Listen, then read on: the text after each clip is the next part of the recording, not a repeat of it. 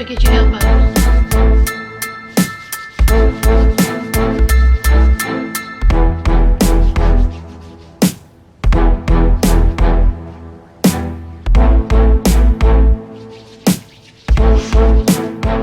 Appreciate y'all.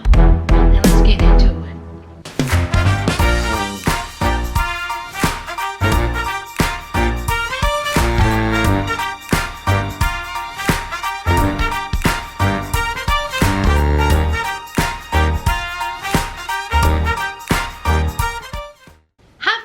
Welcome back to my channel. Sass here, and I am here to discuss this episode of Love During Lockup. And boy, oh boy, when I tell you I'm not going to keep y'all. Now, usually when I say that, it's a long video, but I guarantee you this, it won't be. Man, they could have kept this episode, child.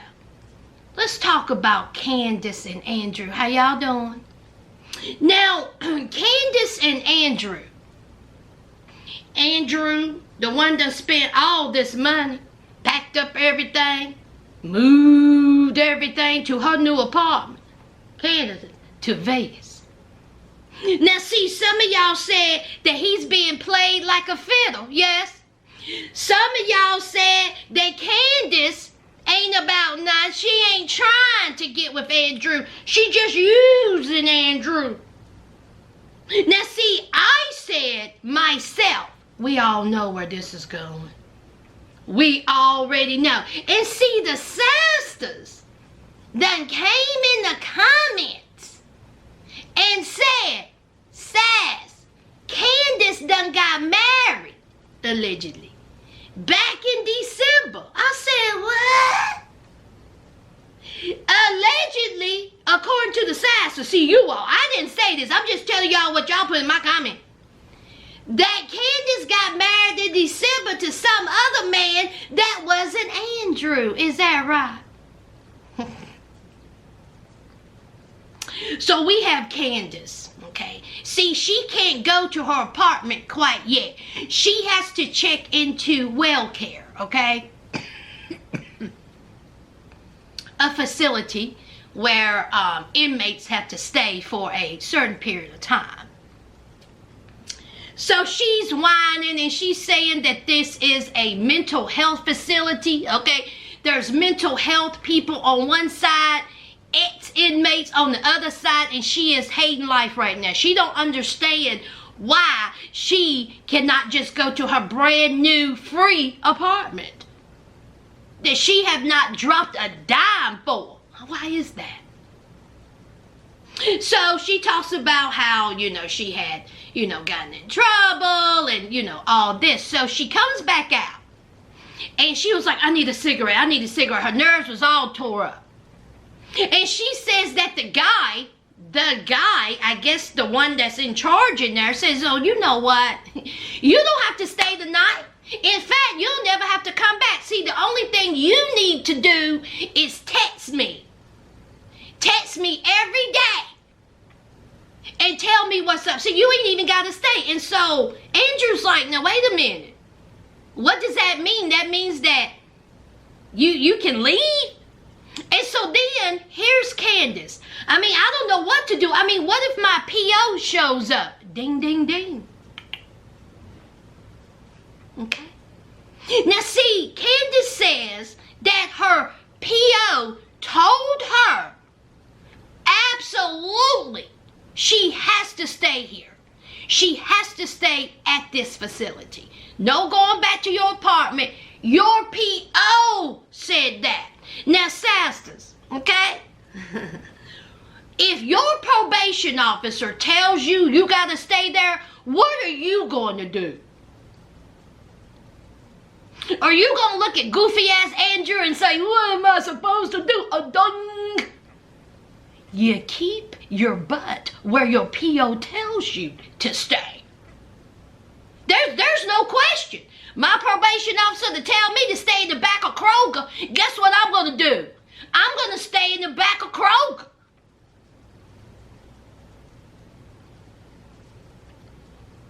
So this guy done told her, don't even worry about it, child. Just text me. So she goes back to the apartment. They're eating pizza, and here comes the conversation. Because, see, they're tired. She's exhausted. It's been a long day, and it's time to go to bed. See, Andrew's balls done shriveled up to his chest, okay? See, he is ready to blow out the bag. You know, he's an affectionate person. He want to cuddle. And she says, oh, no. Sorry. Okay? I don't mind staying in the same room with you. I don't even mind sleeping in the same bed with you. But we gonna be 8 feet apart. Did y'all see that distance? Not even a cuddle. Now, she says that her past is haunting her. Okay? It's her past that is making her feel a certain way towards Andrew when it's coming to fun time. She said her main goal right now is her son, who the baby father got custody, staying out of prison. Well, if that was the case, girl, you would have stayed in that facility that your PO told you to stay at. And her sobriety. Okay? Those are great, great, great, great reasons to stay out of prison and have a, you know, happy, healthy life. Isn't it convenient now that all this is coming together? My son, my sobriety, staying out of prison, staying out of prison. You can't even give him a little rub. How many times have we seen this before, y'all? Women get out, men get out, and they ain't trying to touch you. Don't touch me. I'm awkward. It's uncomfortable. I don't feel comfortable. So Andrew says, you know what? I'm going to give her her space. That's what I'm going to do. I'm going to give her her space. We've heard this all before, child. And if the rumors are true, Andrew, that she done married another man, all that money, you done dipped in that 401k, you done bought her a truck, you done put up a whole apartment, furniture, utensils, food, money, Temu bag. You done spent all that just for her to be in the arms with another man. When will y'all learn? Let's move on. If you're new here, hey, why haven't you subscribed yet? I know you want to because you've been stalking me. You've been stalking this page. So go ahead and join the family. Click the subscribe button. It's free. Go ahead. Go ahead. I'll wait. Go ahead. Let me see who I'm going to talk about next, y'all. Go ahead. Who am I going to talk about next? Oh, who am I going to talk about next? All right. Since y'all done hit that subscribe button, hey, y'all. Listen. Shante and Andrew. Y'all, it is time for True to get out. He'll be getting out soon, okay? And according to the word on the curb is Shante and True all together. They all together. So, keep that in mind. So, True, it's almost time for him to get out. And it's time for Shante to meet up with True's mom and sister. Things are tense. Okay, because Shante says that when True's money get a little bit low, True's mom is like, why haven't you put money on the books? Why haven't you, Mama True? Are you putting money on the books as well? Or you just think that Shante should put money on the books? Because see, Shante says that you're a no good mama. I didn't say that. That's what Shante said. Shante said you ain't shit when it comes to your son. Now, she says when it comes to your son, that you was like, hey, he do the crime, he got to do the time. Send him to prison, okay? You didn't even fight for your son. See, I ain't say this. That's what Shante said. She said that you was like, listen, he ain't going to do no better when he get out. He ain't gonna be nothing, so let him stay on up in that. Which means that he probably got more time, but True did do the crime, so I'm just telling you what Shante said. So True said, you know what, that's in the past, okay? Me and my mama ain't talked. Shante said that too. Said that they didn't even have a good relationship. Said they just started back talking 6 months ago. But True says he forgave her. He done forgave his mama. Okay. So Shante is on her way to see the mama and the sister. She done brought her niecey poo. You know, just to make sure that everything stay kosher. Because see, her niece is about that life. Okay? Her niece will headbutt you. Okay? Her niece will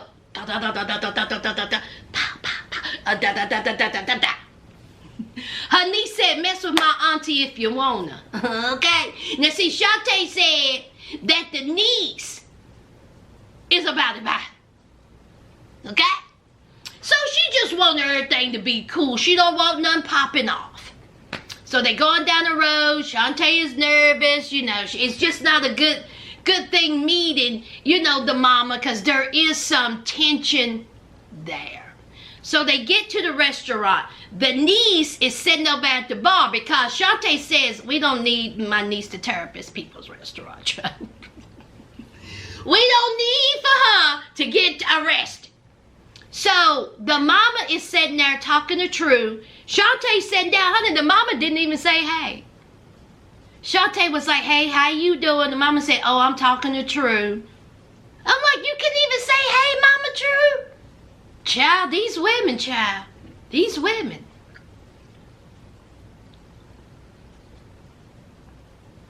I will say this. Did y'all see Mama's True skin?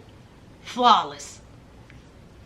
Why is it that the mamas on these shows look younger than the children? Y'all notice that? The mama's skin look younger than the kids.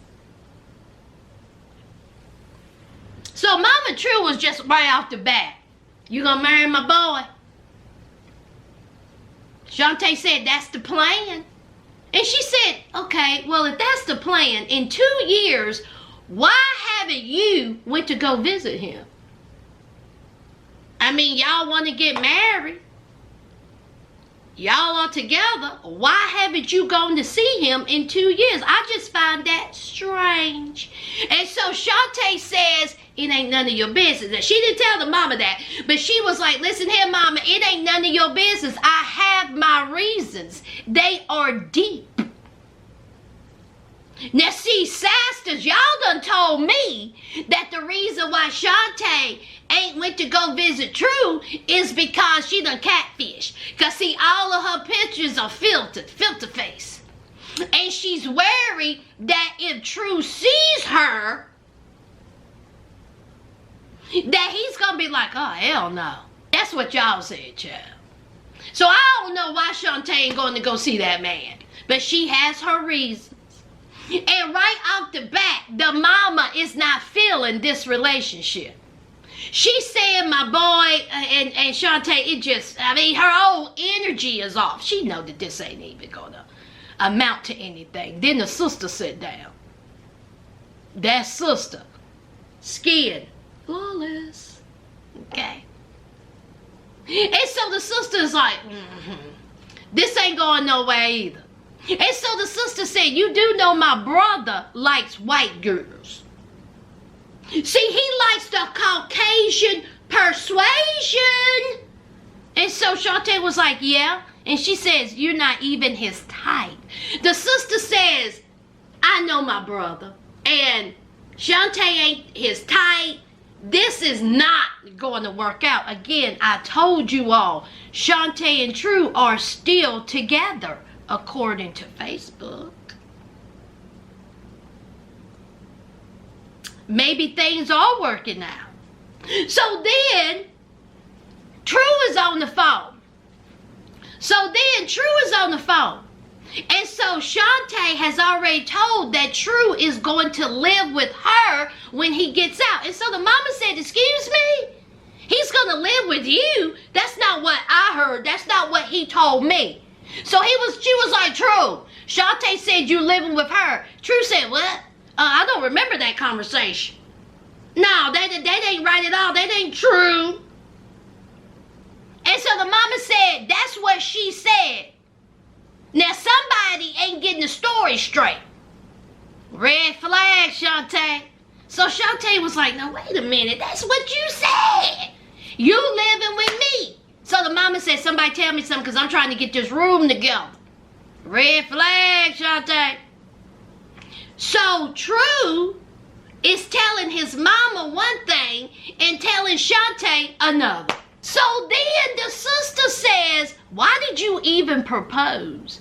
Why did you propose to her? Now, I was expecting True to be like, you know what? Because she's done held me down, okay? She's been by my side. I love this woman. You all are going to grow to love this woman. We have a great relationship. I want to be there for her like she's been there for me when I've been in prisons. How hard is that to say, y'all? See, when you love somebody, it just rolls off the tongue. You don't have to think about it. But what did True say? I can't answer that. What do you mean? What do you mean? What do you mean?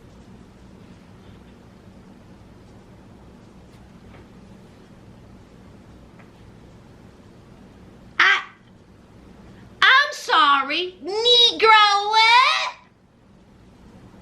You can't answer that, Shante. Red flag number 2. If I was Shante, I would have got up and got my niece, and I would have been like, it was nice meeting y'all. Hopefully, I will see you soon, but if not, it's all good. What do you mean you can't answer that? That should have been one of the easiest answers of your life. So anyway, honey, Shante said that she's going to have a conversation with True. Are you? A long conversation. Child, let's move on. 10 seconds, Joey and Michael. Joey's mom had an aneurysm and a stroke. Now, the way the Love After Lockup producers edited this, I thought the mom had passed away. I said, well, Lord. They done had Joey crying, talk about they done called in the family. And then it goes to Michael. Talking about that Joey, you know, is having a family emergency. I was like, well, did she die? Then Joey goes sees his homegirl. Come to find out, she did not pass away. She was still in the hospital when he was talking to his homegirl. And he was talking about, you know, I may have to take care of my mom and my dad. Yes, you live underneath their house. Sure, you're going to take care of your parents. You've been there for 10 years. And he was like, where does this play with me and Michael? Okay? I'm not really going to have time for Michael. A whole inmate out here. Okay? He may still be in there for another year. But see, what we know and Joey don't know is that Michael said that he may have 6 more years to go. Child, a whole mess. And so, you know, Joey's upset about his parents, and he don't know what to do between him and Michael and their relationship. Can we move on? Absolutely. Rick and Samantha. Rick think he is Travis Tritt out here. Rick Tritt. He done wrote Samantha a country song. Oh, Samantha, where have you been? Oh, Samantha, I don't want it to end. Oh, Samantha, are you playing me? 'Cause my nieces said this to be true. You see, I wrote that. My song was better than Rick's. So, child, Samantha done beat this man down so much that he done said, you know what, I'm going to dip into my little piggy bank. Even though I'm struggling financially, I'm going to take my butt down to, where's she at, y'all? Idaho. I'm going to go see her. because I love her. I want to marry her. I want to make her happy. So I'm going to go on down to Idaho and see her. So he goes on down there. He gets his homeboy, which is an Uber driver. They became friends. And honey, he was a kiki to me. I was like, yeah, show more of the Uber driver. So he tells the Uber driver, you know what? I done proposed to Samantha. The Uber driver said, now I know you lying. What? You don't be doing that. What's wrong with you? And he was like, now listen, okay, if you want to marry her, you on the budget, let's go to the pawn shop. Okay? You can get a ring on the budget. So they go to this pawn shop and they see this lovely ring that was $300. Diamonds. I said, that's a lovely little ring. $300. But see, Rick says that when Samantha gets out and she goes to the halfway house, wherever she goes, she can't be having a whole bunch of bling, bling, bling, because it may be a bitch up in there that would tag her head for that diamond. Ho, give me that ring. Give it. Come here, ho. Give it. And then Samantha is somewhere laying on the ground. So she can't be having some diamonds up in the halfway house. So then he found a nice little, ring for $90. I said, ring on a budget. A ring on a budget. So then they go to a GNC store. Now this is where I got a little confused. Now Rick has said that he's on the budget. He 85 years old. He on Social Security. He can't be affording a whole lot of things, even though he's done sent her thousands of dollars. He goes into the GNC and spends over $400 on vitamins.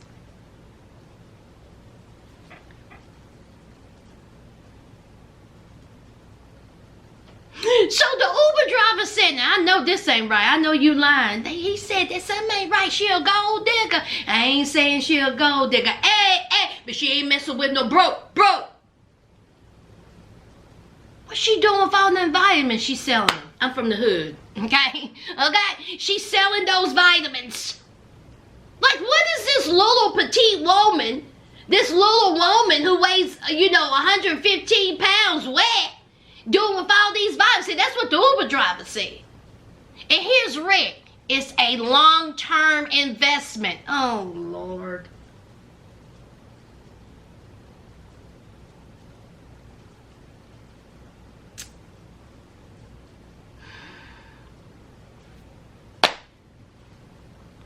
You should have listened to your niece.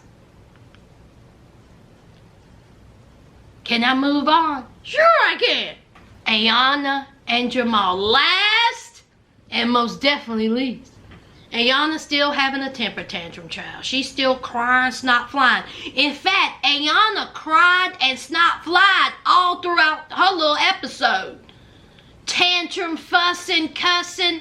Can we give a strong shout out to her homegirl who have to be driving her around? While Aana's throwing a whole fit. Thank God for her, because it wouldn't be me. So Aana is fussing about the judge giving her 15 days. And how the Zoom court sentencing done cut into her time to see her man. See, she would have got 3 hours. She done lost an hour. So that means possibly 2 hours or an hour that she has to visit with her man. How dare this judge? And then Aana had the audacity to say, just because she has a corny ass piece of paper. This is a grown woman. How old is Aana? 26, 27, 28 with 2 children. And these are the words that are coming out your mouth, honey. Every time you open your mouth, garbage falls out. I don't like her. How dare she? She's sentencing me. She gonna treat me like that. The only reason why she's treated, because she has a corny ass piece of paper. What is that corny ass piece of paper, Aana? What is that, y'all? See, the sasters over here don't know the inside of the jaw. Okay? We don't walk crooked through life.